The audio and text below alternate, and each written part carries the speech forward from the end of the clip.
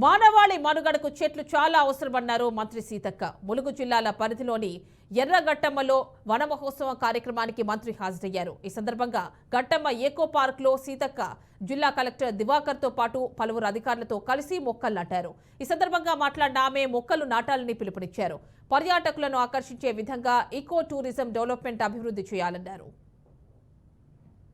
తో కూడినటువంటి గాలి ఇచ్చేది అడవి. దాంట్లో ఎలాంటి పెస్టిసైడ్స్ లేవు, ఎలాంటి మందులు లేవు. కాబట్టి ఇప్పటికీ కూడా అడవి గ్రామాలలో నుంచి వచ్చేటువంటి వాటిలలో మందు వేయరు వాళ్ళు. మనం కూడా అట్లా పెంపకానికి ప్రాధాన్యత ఇవ్వాలి. కాబట్టి ప్రతి ఒక్కరు గాలి కోసం కూడా మనం అల్లాడుతున్నాం. ఇప్పుడు వర్షపు నీటి చుక్క కోసం కూడా అల్లాడుతున్నాం.